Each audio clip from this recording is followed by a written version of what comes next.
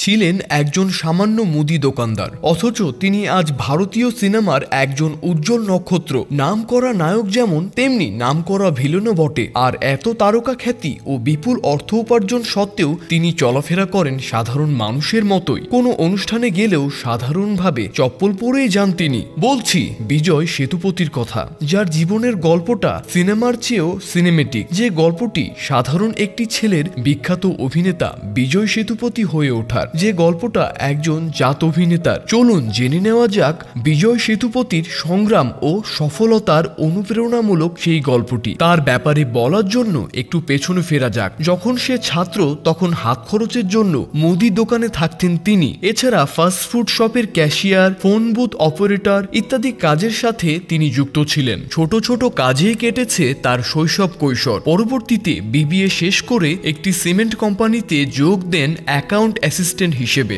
যোগ দিয়েছিলেন তাদের দুবাই শাখায়। তবে কাজটা ঠিক জমছিল না তার জন্য। ওয়ার্ক প্রেশার আর স্বদেশ কাতুরতায় পেরে উঠছিলেন না বিজয় সেতুপতি। এরপর বন্ধুদের নিয়ে একটি ডেকোরেশনের ব্যবসা শুরু করেন। সেই ব্যবসার শুরুতে এক থিয়েটার গ্রুপের সাথে পরিচয় ও অভিনয়ের প্রতি ঝোঁক আসে তাদের দেখে। এরপর শুরু হয় আরো এক বড় ধরনের স্ট্রাগল। সিনেমা ইন্ডাস্ট্রিতে বাপ চাচা ছিল না তার। অগত্যা নানা প্রোডাকশন হাউসের মাধ্যমে চেষ্টা চালান তখন। তবে বিজয় এক ইন্টারভিউতে বলেছিলেন, প্রোডাকশন হাউস নাকি তার ফটো দেখে রিজেক্ট করে দিত। তবুও চলে চেষ্টার পর চেষ্টা। হুট করে ক্যামেরার সামনে দাঁড়ানোর সুযোগ পান, যদিও আহামরি কোনো চরিত্র না, তবুও সুযোগ তো পান। এরপর 5 বছর কেটে যায় ছোটখাটো পরিসরের কাজে, যাতে টাকা কিছু আসলেও দর্শকদের নজরে আসতো না। প্রথমবার বড় সুযোগ পান 2010 সালে লিড রোলে। তবে তার ক্যারিয়ারের টার্নিং পয়েন্ট ছিল 2012 সালে। পিৎজা যদিও 1906 ও বিক্রম ভেদা দিয়ে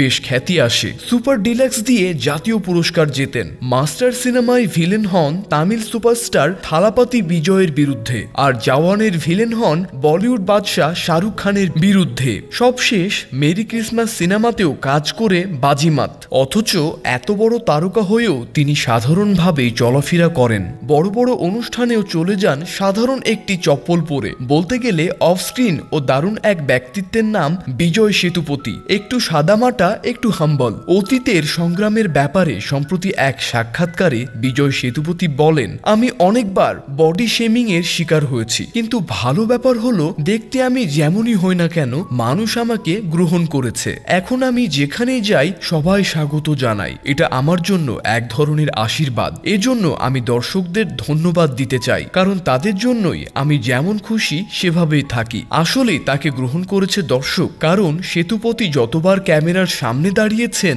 মুগ্ধ হয়েছেন সবাই। অ্যাক্টিং এর 16 আনায় হয়তো তার জানা।